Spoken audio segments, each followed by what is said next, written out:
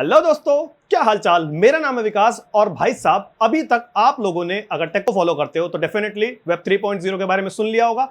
नहीं सुना है, कहीं ऐसे मतलब गुफा में जाकर के रह रहे थे, आपको नहीं पता दुनिया में क्या कुछ चल रहा है, तो इस वीडियो को देखने के बाद में आपको पता चल जाएगा। तो अब आपको पता चल ही गया होगा, इस वीडियो में हम वेब 3.0 के बारे में डिस्कस करने वाले हैं। ये कब हमें देखने मिल सकता है, क्या कुछ होने वाला है और मतलब कैसे कैसे चीजें काम करेंगे, इस सब बारे में हम जानेंगे। तो अगर आपको वीडियो में इंटरेस्ट है, थोड़ा बहुत मजा आ जाए देख करके, लाइक जरूर करके जाना। चैनल पे नए होते ऐसे और वीडियोस के लिए चैनल सब्सक्राइब कर लेना और फटाफट से आज की वीडियो शुरू करते हैं।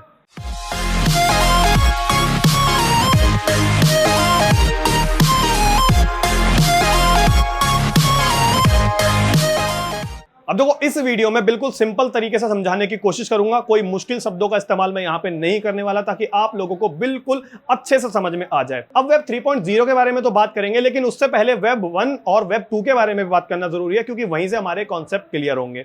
अब इंटरनेट बहुत बड़ी दुनिया है, इंटरनेट का एक पार्ट है वेब। वेब से मेरा मतलब वेबसाइट्स वगैरह वाली जो दुनिया होती है ना, जहां पे आप google.com पे जाकर के कुछ ढूंढते हैं, यूट्यूब पे जाकर के ढूंढते हैं, वो एक वेबसाइट है।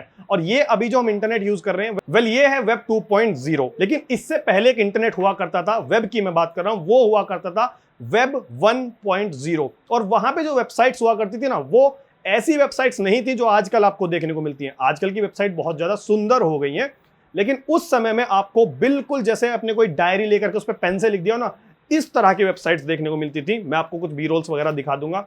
एक नॉर्मल सा पेज होता था, उस पे आपका एक टेक्स्ट लिखा होता था। टेक्स्ट का जो फॉन्ट होता था वो भी गिने चुने 2-4 ही फॉन्ट थे, कुछ स्पेशल वहां देखने नहीं मिलता था। उसमें आपको देखने को मिलते थे हाइपरलिंक्स, मतलब जो नीले कलर के होते हैं वो, यानी कि एक वेब पेज पे आप हो, उसके टेक्स्ट के बीच में कहीं पे आपको दूसरा हाइपरलिंक देखने को मिल जाएगा, जिस पे आप क्लिक करोगे तो आप किसी दूसरे पेज पे चले जाओगे। उसके अंदर आपको ना तो इमेजेस देखने को मिलती थी, वीडियोस की तो बात छोड़ ही दो, इमेज नहीं है तो वीडियो कहां से मिलेंगी। और उससे लोग सिर्फ इतना काम कर पाते थे कि कोई वेबसाइट मान लो आपने विजिट की, उस पे जो भी डिटेल्स हैं, जो भी इंफॉर्मेशन है, वो आप लोगों ने पढ़ी, दैट्स इट। इसके अलावा आप कुछ नहीं कर सकते वहां पे। और वो जो वेबसाइट्स थी ना, उनको हम बोलते थे स्टैटिक वेबसाइट्स। अब इसके बाद में कुछ समय बीता, नई चीजों की जरूरत थी, इंट्रोड्यूस कराया जाता है वेब 2.0 यानी कि वेब 2। तो इसके अंदर हमें वेबसाइट्स के अंदर कुछ एडिशनल चीजें देखने को मिली, नए डिजाइन्स देखने को मिले। सबसे पहले तो जो सिर्फ आपको टेक्स्ट देखने को मिलता था, उस टेक्स्ट को बहुत ज्यादा मॉडर्न बना दिया गया, बहुत ज्यादा कलरफुल बना दिया गया, काफी ज्यादा सुंदर वो देखने में लगने लगा। इसके अलावा यहाँ पे आपको इमेजेस भी देखने को मिलने लगी, और सिर्फ बात इमेजेस तक ही नहीं रह जाती है, यहाँ पे आपको बहुत सारी एडवांस चीजें देखने को मिली। स्टैटिक वेबसाइट जो हुआ करती थी वेब 1.0 के अंदर, उसके अंदर सिर्फ टेक्स्ट होता था, आप अपनी मर्जी से कुछ भी फेरबदल वहां पे नहीं कर सकते। लेकिन अब जो डायनेमिक वेबसाइट आई वेब 2.0 के अंदर, उसमें यूजर्स भी अपनी मर्जी से चीजें ऐड कर सकते हैं। एग्जाम्पल के लिए यूट्यूब उठा लेते हैं। यूट्यूब पे आप लोग चैनल बना सकते हो, उस चैनल पे अपने वीडियोस को पोस्ट कर सकते हो, तो आप लोग भी उसमें कंट्रीब्यूट कर पा रहे थे, जो चीज वेब 1.0 के अंदर नहीं थी। और इसकी मदद से लोगों ने क्या किया, बहुत ज्यादा पैसे भी कमाए। अगर बात करते हैं बड़े बड़े लोगों की जो बड़ी बड़ी वेबसाइट ओन करते हैं, ट्विटर के मालिक की बात कर लो, फेसबुक के मालिक की बात कर लो, गूगल के जो ओनर हैं उनकी बात कर लो, यहां पे इन्होंने क्या किया, यूजर्स को अलग अलग सर्विसेज प्रोवाइड की। Even Google maps, single website पे, स्टैटिक वेबसाइट पे गूगल मैप काम नहीं करता था, लेकिन आज के जमाने में गूगल मैप भी काम करता है वेब 2.0 पे। और जब लोग अपनी डिटेल्स इन वेबसाइट्स पे सबमिट कर रहे हैं, फेसबुक पे आप अकाउंट बना रहे हो, इंस्टाग्राम पे अकाउंट बना रहे हो, यूट्यूब पे चैनल बना रहे हो, चीजें ब्राउज कर रहे हो, फ्लिपकार्ट पे कुर्सियां सर्च कर रहे हो, मतलब ऐसी चीजें आप करोगे तो आपका कुछ ना कुछ डेटा तो सामने वाले के पास में जाएगा। सामने वाला उस डेटा को इकट्ठा करेगा, उस डेटा को बेचेगा अलग अलग कंपनीज को, उसके बेस पे पैसा कमाएगा। तो लोगों ने बहुत पैसे छापे हैं वेब 2.0 आने के बाद में। एग्जाम्पल के लिए मैंने आपको मार्क जकरबर्ग ऑलरेडी बता दिया है, तो उनके पास आप देख लो, आज वो दुनिया के सबसे रईस इंसानों में से एक हैं, सिर्फ वेब 2.0 की बदौलत। और वो सिर्फ क्या थे स्टार्टिंग में, एक वेबसाइट के मालिक जिसका नाम था facebook.com। ओके, तो वेब 1 हो गया, वेब 2 हो गया, अब आते हैं वेब 3.0 पे। 1 के अंदर और 2 के अंदर जो कमियां थी उनको दूर करने के लिए आता है वेब 3.0। और इसके अंदर आपको क्या कुछ चीजें देखने को मिलेंगी। सबसे पहली बात, ये जो टेक्नोलॉजी होगी ना, ये काम करेगी एक ब्लॉकचेन टेक्नोलॉजी पे। ब्लॉकचेन टेक्नोलॉजी के ऊपर हो सकता है मैं जल्दी ही एक सेपरेट वीडियो लेकर के आऊंगा, जहां आपको अच्छे से समझाऊंगा इस टेक्नोलॉजी के बारे में। लेकिन फिलहाल आपको बस इतना बताना चाहूंगा, यहाँ पे जो आपका डेटा होता है, कोई भी डेटा आपने अपलोड किया, कोई वीडियो हुई, कोई भी आपकी इंफॉर्मेशन हुई किसी भी चीज के बारे में, वो छोटे छोटे पैकेट्स में होती है और एक पैकेट के बाद में दूसरे पैकेट में रखी होती है। तो इसको हैक करना बहुत ज्यादा मुश्किल होता है। अगर कोई इंसान इसको हैक करना चाहेगा तो उसको हर एक पैकेट को एक्सेस करना पड़ेगा। कुल मिलाकर के ऐसे कह सकते हैं कि पूरे इंटरनेट को ही एक्सेस करना पड़ेगा। पहले पैकेट का जो लिंक है वो दूसरे के साथ में जुड़ा होगा, दूसरे का तीसरे के साथ में, तीसरे का चौथे के साथ में, इसी तरह से एक चेन बन जाती है और उसी चेन को हम कहते हैं ब्लॉकचेन। मतलब आपके पास में पूरी चेन का एक्सेस होगा, तभी आप डेटा का एक्सेस कर पाओगे और उसके बाद में ही आप डेटा को पढ़ पाओगे, अदरवाइज नहीं पढ़ सकते। और ये जो डेटा होता है ना, ये इनक्रिप्टेड फॉर्म में होता है, तो ये थोड़ा सा और मुश्किल बना देता है किसी भी हैकर के लिए उस डेटा को हैक करना, एक्सेस करना। और वेब 3.0 के अंदर आपको एक चीज और देखने को मिलेगी, ये डिसेंट्रलाइज होगा। जो वेब 2.0 है वो डिसेंट्रलाइज नहीं है, वो सेंट्रलाइज है। मान लो facebook.com, जैसा हम बहुत देर से बात कर रहे हैं, उसका एक मालिक है जिसका नाम है जकरबर्ग, मार्क जकरबर्ग। तो वो फेसबुक के लिए फैसले लेते हैं, वो फेसबुक के लिए नियम बनाते हैं, और जैसे जैसे नियम होंगे फेसबुक के, लोगों को वो नियम मानने पड़ेंगे, अदरवाइज आप फेसबुक यूज नहीं कर सकते। लेकिन डिसेंट्रलाइज होने पे यही फायदा आप लोगों को मिलेगा कि उसका कोई भी मालिक नहीं रहेगा। जो भी वेबसाइट आप लोग विजिट कर रहे हो, जो भी ब्लॉग आप लोग विजिट कर रहे हो, या कोई भी सर्विस आप वेब 3.0 पे चला रहे हो, तो उसका कोई एक स्पेसिफिक ओनर नहीं होगा।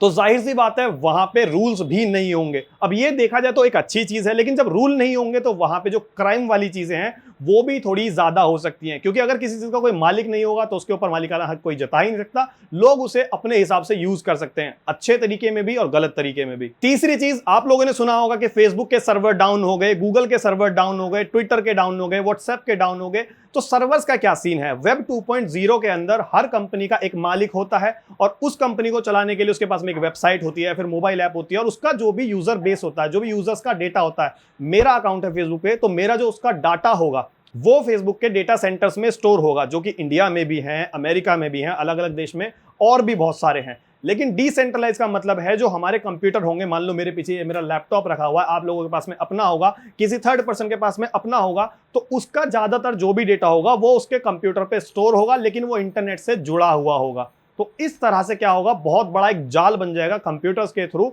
और यही चीज बनेगी डिसेंट्रलाइज। कोई भी एक इंसान, कोई भी एक डेटा सेंटर किसी भी डेटा को स्टोर करके नहीं रखेगा, वो डेटा इनक्रिप्टेड फॉर्म में रहेगा, अलग अलग जगह पे रहेगा। तो सर्वर डाउन की जो प्रॉब्लम है वो भी आपको वेब 3.0 के अंदर देखने को नहीं मिलेगी, क्योंकि एक बार में एक कंप्यूटर बंद हो सकता है, 2 हो सकते हैं, 10 हो सकते हैं, 100 हो सकते हैं, लेकिन लाखों करोड़ों कंप्यूटर पूरी दुनिया के अंदर चलते रहते हैं, जिसकी वजह से कभी भी ये प्रॉब्लम आपको फेस नहीं करने मिलेगी। अब वेब 3.0 क्या है, कैसे काम करेगा, ये तो मैंने आपको बता दिया, साथ में कुछ अच्छी चीजें आपको सुनने में मिली होंगी, लेकिन इसके ना कुछ डिसएडवांटेजेस भी हैं जिनके बारे में बात कर लेनी चाहिए। सबसे पहली बात तो यहां पे आपके जो इक्विपमेंट्स हैं आज के समय में, मान लो मैं अभी एग्जांपल दे रहा हूं इस कंप्यूटर का, तो हो सकता है जब वेब 3.0 आए तो ये कंप्यूटर इतना ज्यादा आउटडेटेड हो उस टेक्नोलॉजी के हिसाब से कि इस कंप्यूटर पे मैं उसको इस्तेमाल कर ही ना पाऊं।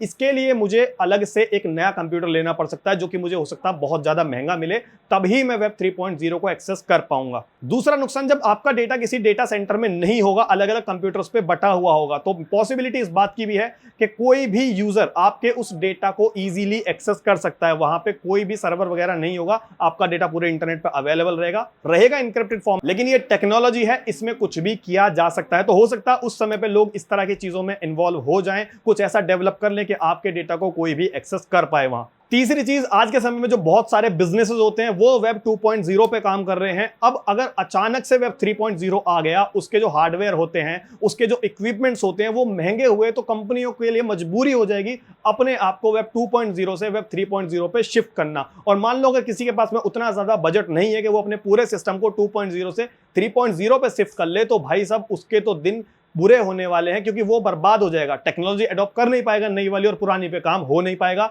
तो बहुत सारे बिजनेसेस भी बंद हो सकते हैं। तो इसके चलते हो सकता है लोगों को जॉब ना मिलने जैसी प्रॉब्लम्स का भी सामना करना पड़े। और अगर आप आज के समय में एक्सपीरियंस करना चाहते हो वेब 3.0 का, तो पूरी तरह तो लाइव नहीं है, लेकिन कुछ चीजों के ऊपर ऑलरेडी मैं वीडियो बना चुका हूं पास में, आप उनकी मदद से एक्सपीरियंस आज भी कर सकते हो। सबसे पहले तो आपके जो भी क्रिप्टो करेंसीज होते हैं वो ब्लॉकचेन टेक्नोलॉजी पे काम करते हैं, उनका कोई भी मालिक नहीं होता, वो पूरी तरह से डिसेंट्रलाइज है, यानी कि वो आज के समय में होते हुए भी वेब 3.0 का पार्ट है। इसके अलावा NFT के बारे में मैंने एक वीडियो बनाया था, तो वो चीज भी आज के समय में होते हुए भी वेब 3.0 का पार्ट है। तो आप अगर उनके बारे में थोड़ा जानकारी चाहते हो तो पुराने वाले मेरे वीडियोस देख सकते हो, आप उनको एक्सपीरियंस भी कर सकते हो खुद से। तो कुछ इस तरह की चीजें होने वाली है वेब 3.0 में, और देखते हैं ये हमें कब तक देखने को मिलेगा। वैसे इसका जो कॉन्सेप्ट है लगभग 2014 में इंट्रोड्यूस कराया गया था, अभी तक उसके ऊपर बातें चल रही हैं, कुछ भी हमें पुख्ता देखने को नहीं मिला। और मेरे ख्याल से जब ये मेटावर्स वगैरह के ऊपर जो बातें चल रही हैं, हो सकता है मेटावर्स पे भी डेडिकेटेड एक वीडियो लेकर के मैं आऊं। जब मेटावर्स आएगा उस समय पे आपको वेब 3.0 देखने को मिल सकता है। 50-50 है, हाँ भी और ना भी, क्योंकि टेक्नोलॉजी है भाई, इसमें अच्छी और बुरी चीजें दोनों ही होती हैं। दोनों पे अच्छे से सोच विचार किया जाता है, उसके बाद में किसी चीज को मार्केट में लेकर के आया जाता है। तो बस इतना ही था आज के इस वीडियो में। उम्मीद करता हूं आपको वीडियो पसंद आया होगा, वीडियो इंफॉर्मेटिव लगा होगा। अगर दोनों में से कोई भी बात है तो वीडियो को लाइक जरूर कर देना, मेरी मेहनत वसूल हो जाएगी। मन में कोई भी सवाल सुझाव कुछ भी है तो कमेंट सेक्शन में लिख सकते हो। मुझसे पर्सनली जुड़ना चाहते हो तो मुझे फॉलो कर सकते हो मेरे इंस्टाग्राम पे, वहां पे आपको शॉर्ट वीडियो कंटेंट भी देखने को मिलता है जो कि आप लोग बहुत ज्यादा पसंद करने वाले हो। इसके अलावा अगर चैनल पे नए हो तो चैनल को सब्सक्राइब कर लेना, बेल आइकन प्रेस कर देना, और मैं आपसे मिलता हूं किसी नए वीडियो में किसी नए टॉपिक के साथ। तब तक के लिए गुड बाय।